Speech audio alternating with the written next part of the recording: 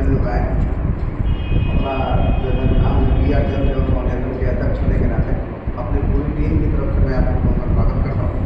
और सबसे बड़ा जो है तो मुझे हैरत लगे तब हुआ कि इतना अच्छा व्यवस्था हमारे जिनको हमने अपना रंजन सर को दिया था, थोड़ा खराब हुई। रंजन सर को यहाँ का व्यवस्था करने का जिम्मेदारी है और बहुत बताया वो भी अकेले। हालांकि मैंने इनको बोला था कि सबका नंबर भी दे दिया था और इनका भी नंबर ग्रुप में डाल दिया कि जो भी लोग हैं इनको सपोर्ट करें। और इनको भी बोला था कि आपको जो भी जरूरत है बंदे मना नहीं करेंगे क्योंकि जाएगा लोग एक्टिव हैं। और एक्चुअल में अपने डिस्ट्रिक्ट में अभी तक मैंने पिछले 3-4 महीने से हम लोग लगे हैं बिहार जो अभियान मिशन क्रांति, लेकिन सबसे ज़्यादा गया एक्टिव दिखाई दिया मुझे।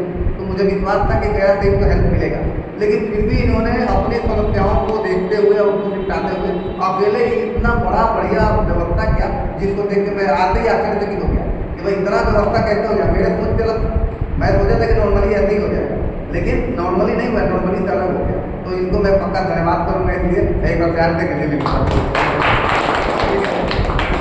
और इतना कुछ होने के बाद अब मैं सबसे पहले तो बी आर जन फाउंडेशन का इंट्रोडक्शन करना चाहूँगा। कारण क्या है कि पहली बार तो बहुत लोगों से मेरा बाईसेंस पहली बार हुआ है।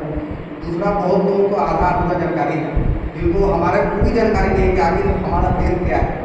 हमने ऊपर जरूर लिखा है विकसित बिहार का संकल्प। विकसित बिहार का संकल्प जरूरी था, ये इसलिए लिखना जरूरी था कि हमारा जो फाउंडेशन खड़ा हुआ है ये केवल और केवल पर्टिकुलर किसी वर्ग विशेष को लेकर नहीं खड़ा हुआ, केवल और केवल फौजियों के लिए नहीं खड़ा हुआ। हम चाहते हैं कि हर समाज को उन्नति का मौका मिले और हर समाज उन्नत हो, चाहे वो सिविलियन हो, फौजी हो, चाहे किसी भी जाति धर्म से अपना बिलोंग करता हो। तो इसीलिए इसका ये टाइटल सबसे पहले दिया गया विकसित बिहार का संकल्प, ताकि सिविलियन को ये मैसेज जाए कि अब तक तुम किसी और के भरोसे रखते थे, चाहे नेता हो चाहे मंत्री, उन्होंने क्या किया नहीं किया उसका मतलब नहीं।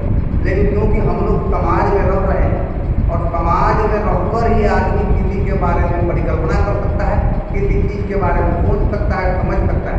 जिसने धूप देखा नहीं उसको गर्मी का टेम्परेचर में क्या पता है। तो इसीलिए हमने ये टाइटल दिया ताकि सिविलियन को ये अंदाजा लग जाए कि अब बिहार के फौजी केवल अपने बारे में नहीं तुम लोग के बारे में सोचते हैं। और इसीलिए हमने नारा भी दिया था कि अपनी रक्षा, अपनी सुरक्षा और अपनी व्यवस्था हम खुद करेंगे। अब तक हम लोग किसी दूसरे के भरोसे थे, अब किसी और के भरोसे नहीं रहना, चाहे हम फौजी हो या सिविलियन। हम सब मिल के एक साथ अपने तरीके से अपना व्यवस्था करेंगे, अपनी रक्षा करेंगे और अपनी सुरक्षा करेंगे। तो ये मोटे तौर पे मैंने बताया, लेकिन एक्चुअल में हमारे फाउंडेशन का हमने क्या रूल बनाया है उस पर मैं थोड़ा प्रकाश करूँ। सबसे पहले तो हमारे फाउंडेशन में अभी फिलहाल 3 सदस्य को एंट्री मार्क किया गया है बाकायदा डॉक्यूमेंट। बाकी और लोगों को भी करना है, लेकिन उनको रोकने का कुछ रीजन था, इस वजह से रोका गया। उनका लास्ट बताऊँ कि क्यों रोका गया। हालांकि उनको एंट्री करना है, उनको सदस्यता उनके तौर पर देनी है ताकि उसी तरह कार्रवाई करने के लिए बनने चाहिए। अकेला तो बिना नहीं कर सकता, लेकिन अभी हम मात्र 3 लोग हैं। अध्यक्ष के तौर पर मैं और कोषाध्यक्ष के तौर पर हमारे डायरेक्टर हैं जो अभी आपके सामने अभी तक आए नहीं हैं, बैठे हुए हैं इधर ही।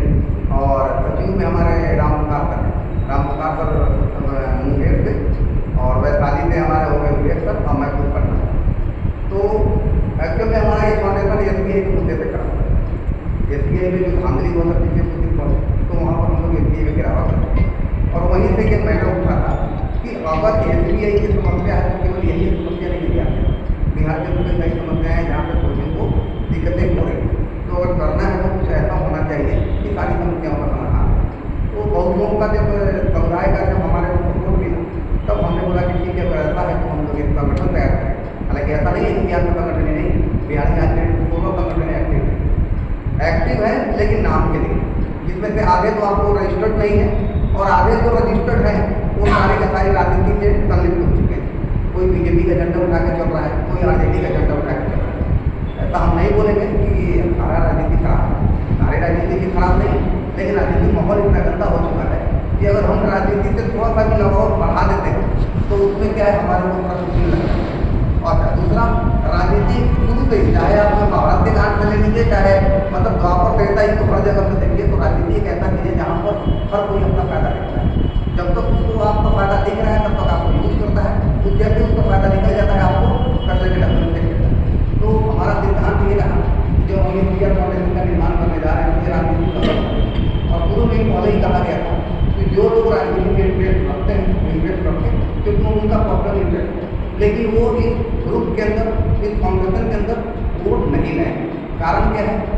राजनीति से हम भी इंटरेस्टेड नहीं है और राजनीति का जो माहौल ऐसा क्रिएट हो गया है जिसकी वजह से जो लोग हमारा सपोर्ट करना चाहते हैं वो नहीं कर पाते हैं, क्योंकि उन्हें ये लगता है कि ये राजनीति में जुड़ गया है तो कहीं गलत काम करेगा।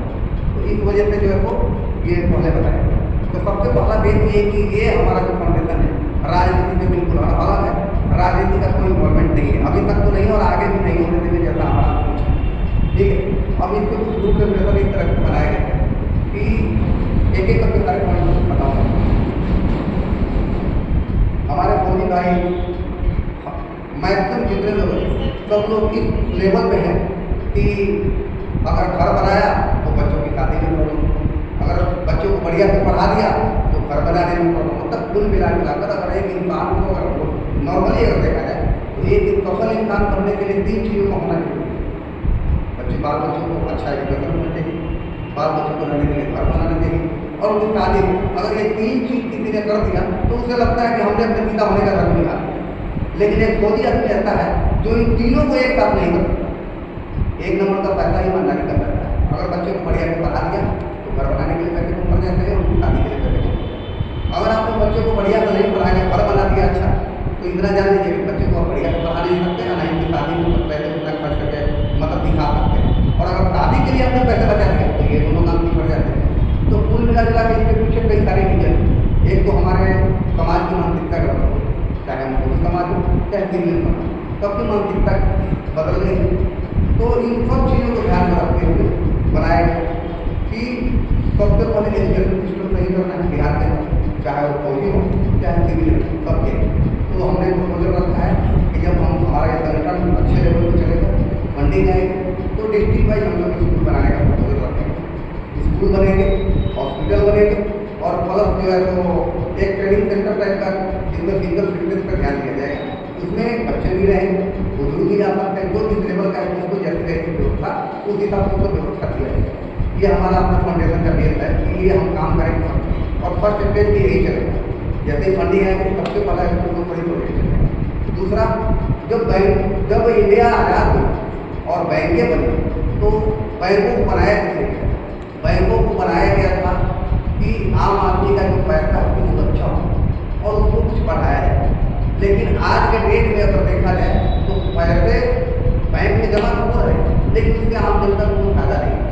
दूसरा, पहले जमींदारी प्रथा चलती थी, अब कुल मिला के ये लगता है कि वही जमींदारी प्रथा भी बैंक में कर रही है। क्योंकि पहले जब जमींदार तो नहीं करते थे, आपको कर्जा दिए और उसके बाद जब उसको वसूलने के लिए आपको जमीन तक बिक्री कर देते थे, पूरा करने के लिए करते थे ना।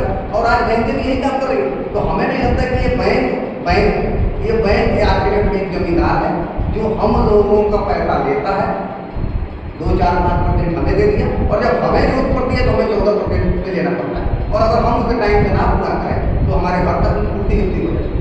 तो कुल मिला के मेरा एक उद्देश्य ये भी रहा है कि अगर हमारा ये फाउंडेशन अच्छे लेवल पर चलता है आप लोगों के सहयोग से और फंडिंग आती है तो हम किसी फौजी को बैंक तक नहीं आए, बाकायदा यहाँ पर सहयोग करें, 1 लाख 2 लाख जो भी सहयोग जरूरत पड़ती है। और उनकी ये जिम्मेदारी होगी कि जो भी हुए समय है उस समय से आप मंथली के तौर पर जैसे बैंक में देते हैं वैसे यहाँ मंथली दीजिए, कोई इंटरेस्ट की जरूरत नहीं है। ये सबसे बड़ा मैंने प्रपोजल रखा था जो मुझे लगता है कि सब लोगों को ये प्रपोजल बहुत अच्छा लगा। बैंक में जाकर 14% अगर हम दे रहे हैं तो उससे बढ़िया हम अपने संगठन में लेंगे, अपने ये हमारा एक परिवार, ये परिवार हमारा, ठीक है। और यहीं पर लेंगे, यहीं पर दे देंगे। संगठन को भी कोई प्रॉब्लम नहीं है कि हाँ इतना जरूर मैंने बोला था हर किसी को कि अगर संगठन आपके लिए इतना करती है तो हर किसी की जिम्मेदारी होनी चाहिए कि 5-10 हज़ार रुपये बढ़ा कर दे दे ताकि संगठन का फंड कभी कम हो। ये चीज़ हमने तो मेरे ख्याल से इसको किसी को मैं कोई आपत्ति नहीं होती। तो सर कैसा लगा ये बहुत बढ़िया ये प्रपोजल मैंने अभी तक दिया, बहुत बढ़िया। दूसरा सर, बिहार गवर्नमेंट की अगर केवल बात की जाए तो यहाँ पर फौजियों को नगण्य कोई वेलफेयर ना